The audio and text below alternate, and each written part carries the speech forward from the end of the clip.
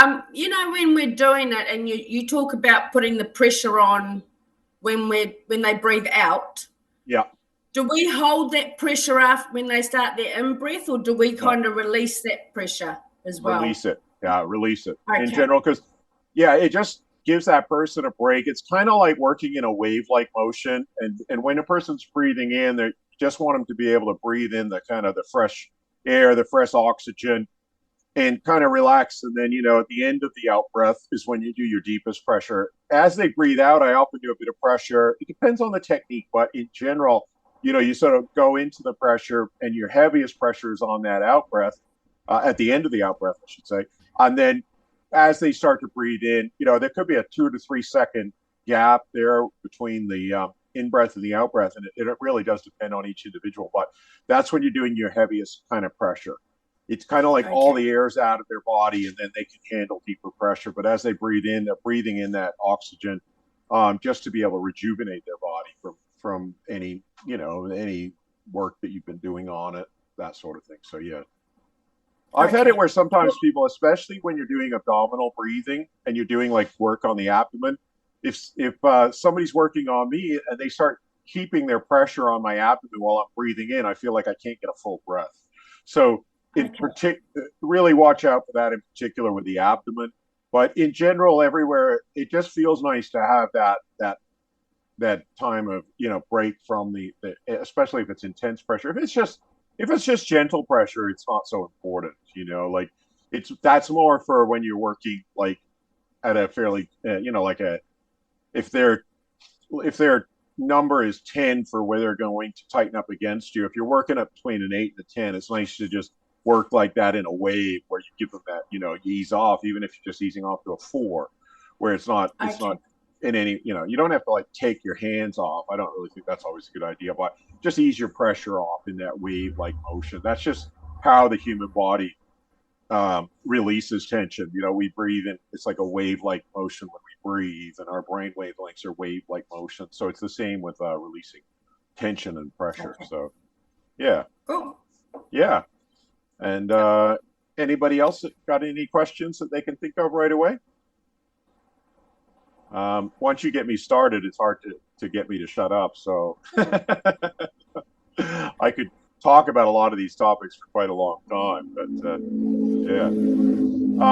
So yeah, so I can talk a little bit more just in regards to, um, does everybody kind of understand like the goal of Raynor massage? Like basically, what we're trying to do is to completely free the body of all tension. And that tension can come from emotions, it could come from physical stress. So it could come from physical, mental, emotional stress that's keeping our body tight. So it depends. Everybody's different. Some people get tight because of, the jobs that they do, whether they're, a laborer or just working in uncomfortable positions. Other people can become tight because of stress, whether it be just, again, it could be their work. So, some of the professions with the highest rates of suicide are actually psychologists and dentists. So perhaps, if you're a dentist, you're stressed because people don't really like seeing you too much, and that you're having to, you can't laugh while you're hurting people. That's another thing. You've got to be very serious. Same with a psychologist. They can't really laugh, unless they're into laughter therapy. But they're often hearing everybody suffering all day. You probably see that a little bit in aged care. If you've got somebody passing away and they're not ready to leave, it can be stressful for everybody involved and all the relatives and things like that. So we have these emotional stresses, whether they be in our work or whether they be, related to our family or anything. It can be the government causing us stress by taxing us too much, or it could be anything.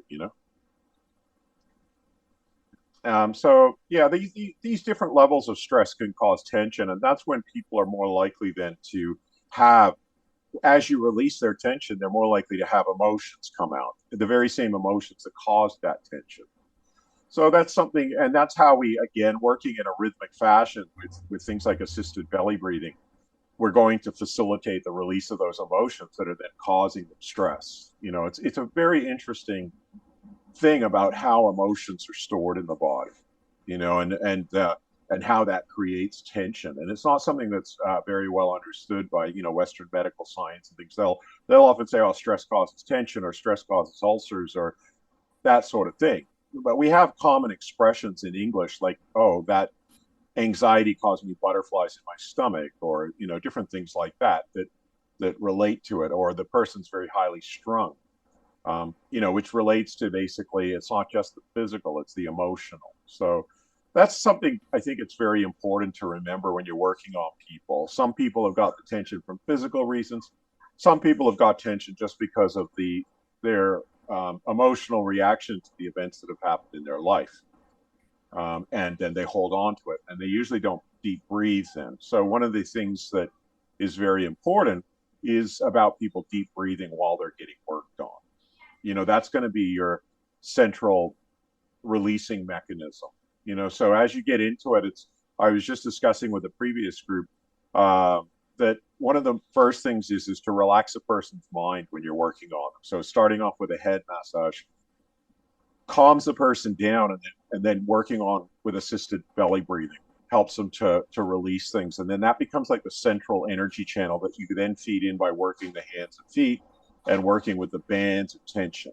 That sometimes in advanced massage, we're working with things like chopsticks, or we're working with fine acupressure pens to get rid of the tension that's deep seated, that's anchored in the toes and the fingers. And then we work up the bands from there. But you can only do that if the person's deep breathing and letting go. So one of the very first things that we need to try to do to help a person is to relax their mind, get them into what I call a non-judgmental frame of mind. So a non-judgmental frame of mind is where they're not judging their emotions that come up. Some people, many people were culturally conditioned to judge our emotions. In older generations of Anglo-Saxon society, men have a thing about men don't cry, for example. They're taught that's very inbred into them. But if they have sadness during the massage come up, and they have that belief, they're going to control the release of that emotion. So it's going to be difficult. So we try our best, obviously, by relaxing the mind, getting them deep breathing, and encouraging them just to feel safe about releasing any emotion that's trapped in. That's one of our first steps when we're doing a massage on somebody. Then it's about, once they are deep breathing, they're getting into a deeper relaxed state. Then we can start to work with the bands of tension, and especially coming into the toes and fingers and working up from the bands and into the rest of the body. And speaking about that word relaxation, we can look at that word relax, and it means basically bring back to a state of looseness. If we break up that word into re and lax, lax means loose, and re means bring back. So it's interesting that even a lot of people think relaxation massage tends to be a very light massage, but this massage, even though it can be quite deep on people, it's actually the ultimate in relaxation massage, because it gets a person back to a state of complete looseness. And that can actually be the definition of what we're trying to achieve. Like the goal of Raynor Massage is basically to bring back a person to a state of complete looseness. And that means then that we have different strategies, because everybody's an individual. We have to make the massage suit the person, not the person suit the massage. Okay, so we when we first start working with somebody, we're trying to connect up with them and see who they are, and can they deep breathe, and are they what we call a green light, which is somebody who wants to let go of their tension, their stress. And then we can help them in the partnership model of medicine to actually be able to let that go. So that's kind of one of the main things that we're actually trying to do. That is the main thing. We're finding and getting rid of that tension and making the massage suit the person. All the techniques that I teach you guys in the online course or the in-person course, they're all like tools in your tool bag that you're going to use depending upon the situation. You're not going to always use all the tools in your tool bag on every person, because that's more like doing a massage is like a routine where you're just doing the same thing for everybody. What I like to do is to teach people, okay, you could use this technique, but first of all comes your judgment as to your vision, as to what can I do to help this person get rid of their tension if they're willing to and wanting to, and that's the most important thing. We were just talking about it again in the other course, in the other Zoom meeting, how this profession will never actually be replaced by AI. There's a lot of talk about now with AI replacing certain professions, but AI can never replace intuition or vision or looking at people in that deeper way of finding and getting rid of their tension and understanding the connection between the mind, the body, and the spirit. AI doesn't have that ability. So that's one of the things that we actually want to develop, is that ability just to perceive people and perceive where they blocked on the deeper levels of emotion, that sort of thing. So that's always what I call that empathy or intuition, but it's one of the most important attributes of being a good therapist, is being able to tune into people and just kind of,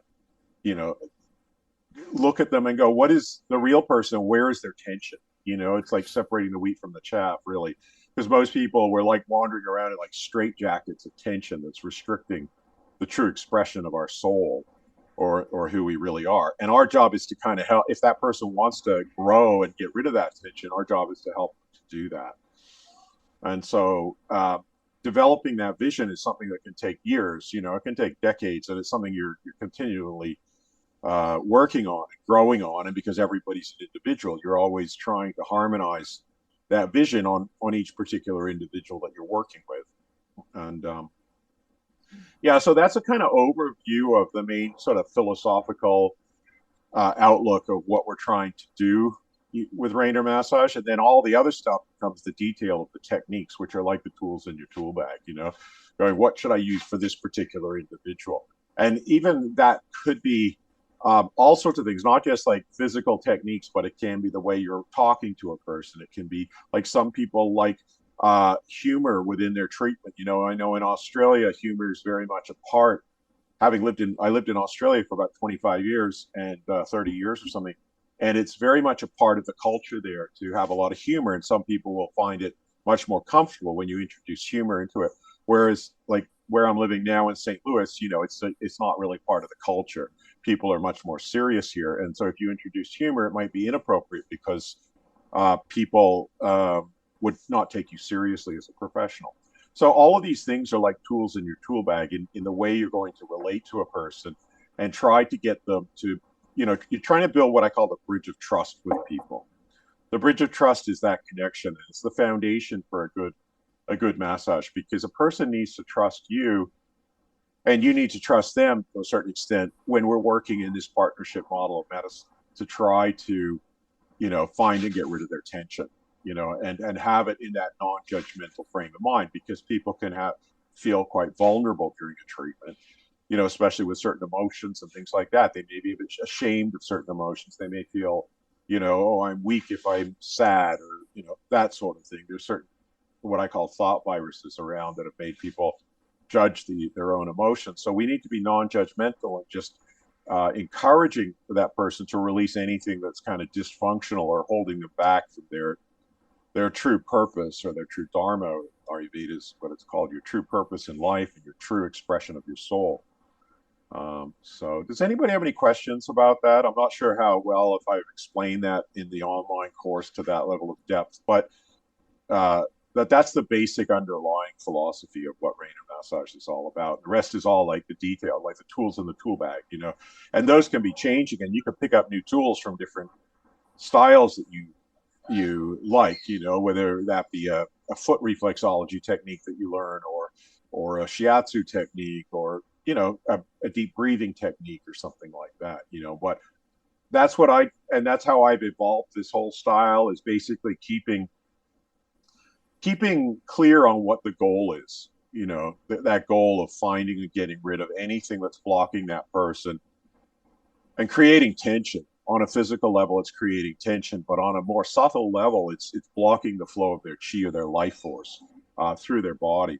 And that's our goal, to get rid of it. And they work together. Like a lot of people think that the Eastern and the Western styles of massage are completely different because they have a different philosophical basis, where the Western massage tends to be more focused on muscles and things that can be, the different joints and ligaments and things that are all named in Latin extensively, whereas the Eastern massage tends to focus on what they call the ki, the chi, the prana, or the sen, which is like roughly translated into English as life force. Um, but it's not. Yeah, that's a pretty rough translation because sometimes people talk about even things like bad chi and things like that, and getting rid of bad chi or whatever. So the translation into English isn't actually completely accurate, but the two actually go together because when we have what we call a blockage in the flow of the chi, it actually produces muscle tightness. So it's not like the two are exclusive. It's just two different ways of looking at the person. And our goal is to get rid of those blockages, which then cause that muscle tightness. So whether it be on a physical level or on a more subtle level with emotions and things. And sometimes I always say people come in without even believing. You know, I get a lot of customers, they're not interested in chi and life force, and it may even be kind of something that puts people off. They, oh, I don't like that stuff or whatever. But we can still just work on them and get rid of their muscle tightness, and then they're going to appreciate what we do because everybody likes to be free of all their muscle tightness. So it's not, but that is the actual philosophical. A lot of my studies were in Ayurvedic medicine, Chinese medicine, Japanese medicine, Thai medicine, as well as like looking at Hawaiian medicine in my time there. So I do tend to look at things philosophically from that perspective. But it doesn't, you know, like I say, I've had personal trainers in my course who don't necessarily they're not interested in that. They just want to get the muscles loose. And so this works in either way. You can use it one way or the other. You can still use it like looking at the energetics on somebody who doesn't believe in it. You just don't have to talk to them about it, so it doesn't put them off. So like I say, that's our goal. Find to get rid of tension. However we're going to do that, that's a good thing. That can be basically evaluated as, is it useful to help get rid of that tension? Then great, we'll use it. If it's useful, let's use it. If it's not useful, don't use it. It's as simple as that, you know, and that's how I kind of developed this whole style based upon that principle. Is it going to help a person get rid of that tension? Because basically the idea is that tension is not good. It's not good for people to be tight. It's going to affect their health in one way or another. And the more tight they are, the worse their health will be, whether that be mental health or physical health. You know, so that's the basic premise of that. And I've seen that countless times. People always feel better without tension. And that's why I think it's also very important for Raynor practitioners, and you know, obviously everybody, but especially Raynor practitioners, to receive a lot of massage too. Good massage like Raynor Massage from a good practitioner who actually frees you up of that tension, and then you get to experience what that's like.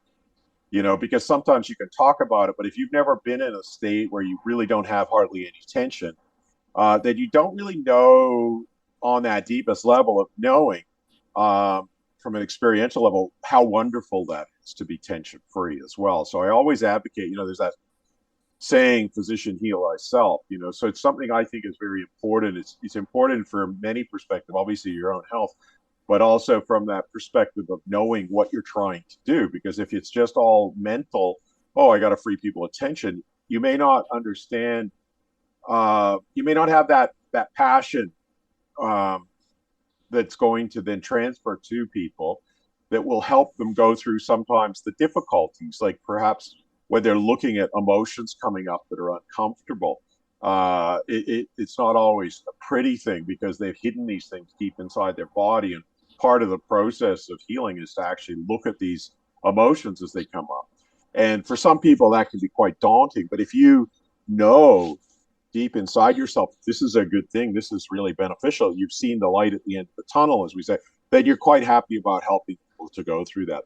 Whereas if you haven't, then you're going to be a little bit hesitant in working with people. You're going to go, oh, that's a bit, I don't want to make that person cry, thinking that you're making them cry, because you're bringing up their emotions by working on their belly or doing something that's going to produce that emotional release. You'll actually feel like, oh, that's a bad thing, I don't want to do that, you know.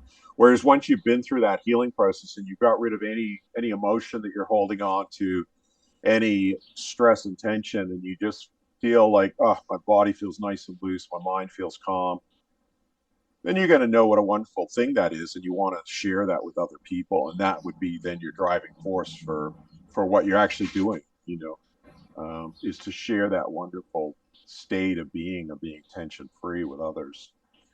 Does anybody have any questions about that? Well, good. So that's kind of like that's the big picture of what Raynor Massage is all about. We're just trying to do that. Then we fill it in and we go, okay, like my years of experience, I've started to figure out how tension runs in the body with these different bands. And then we're gonna once we've like got that person, we've encouraged them. They're a green light. They're wanting to release. They're willing to deep breathe and let their tension go. Then we can start to feed that. I call that central channel, which is basically like a deep breath going into your hara, into your abdomen. It's like a central releasing mechanism. So it's like deep breathing, just letting go of your tension, letting go of your stress. Then what we do is we feed that by working on these bands. So we can work from the very tips of the bands. So somebody might be tight here, they might be tight up here. We're actually going to trace that down and work into their fingers, or if it's in the back of the neck, for example, we might trace it all the way down to the big toe. And then we work on the big toe and we get them to deep breathe and just let out anything in a non-judgmental frame of mind. Some people experience this wave of energy coming up. Some people don't. Some people just, they're just like, oh, okay, I feel that. So we get them to breathe into it and just let it go. And usually then what we define as a 10 is like the maximum that a person can experience without tightening up against us. And we don't want to work over that 10. Once a person starts tightening up against us, then they're kind of blocking what we're doing. Whereas what we want them to do is to deep breathe into it and just let it go in a non-judgmental frame of mind. And that's where sometimes people do have emotional releases, sometimes people don't. If the tension was caused by just physical stresses, like using a muscle, it won't produce an emotional release. So we're not trying to get an emotional release. We're not trying to get a whole chi buzz or energy movement or anything like that. What we're trying to do is find and get rid of that tension. And if that attempt to find and get rid of that tension causes the emotions to come out or the energy to move, then that's a good thing. It'll move. The more you massage a person, the less likely they are to have emotional releases and energy releases. They'll get to a point where they just don't have that stored from years and years, or unless they've had something traumatic happen to them. Maybe somebody died that they loved that week, in which case they might, the emotions close to the surface and they might end up crying during the treatment or something. But usually we come to that stage where we've done what we call excavation massage on people. And excavation massage is something that can take, I always say under 50-year-olds, it can take 10 to 40 hours to really excavate a person. It could be more, it could be less, but that's an average. And then as we get over 50 and into the 60s and 70s, it could take, on average, it's more like 40 to 100 hours of work to really get that tension out of a person. And that's 40 hours with a highly skilled therapist. But where a highly skilled therapist is still limited as to how much tension they can get out, because our limiting factor becomes how much can the person breathe into it? How much can they let go of? So a highly skilled therapist might be working at only 20% of their capacity because that's all the person can breathe into. And sometimes there's people reach certain points where they might even be scared of whatever it is they're holding and looking at it and letting it go. In which case that could slow the treatment down even further as well. But in general, we just do the best we can. Never beat yourself up about trying to achieve perfection, because it does take it long. It's like a person has taken a long time, like possibly and probably all their life, to get as tense as what they are. So it's not likely that you're going to release all that tension and emotional baggage in a 1 hour treatment or a 2 hour treatment. So that's really important, I think, because a lot of people have this idea that massages, you go for a massage, in an hour or 2 hours, you come out better. That may be the case, that you come out a bit better, but in general, there's a lot of work to be done. That's why I call it excavation. It's like excavating this person with 50, if they're 50 years old, they got 5 decades worth of stress and tension inside of them if they've never had treatment before. So it takes some time. And it's best to not pressure yourself to kind of go, oh, I got to achieve so much in an hour or two. If somebody's got like 50 years of tension in their feet, it's probably 10 hours work at least, and if they got 70 or 80 years of tension in their feet, it could be a lot longer, because the more tension you have too, the more painful it tends to be, and the less people sometimes can handle it. So you got to slow your pace down and you're working within that person's pain limitations. As I say, we're often working in a wave-like motion. You were mentioning before, we were about the in breath and the out breath, and it's very important. That's what we call the rhythm and flow of a treatment. And sometimes, once a person's a real green light, they want to get better. We do work up to just below a 10.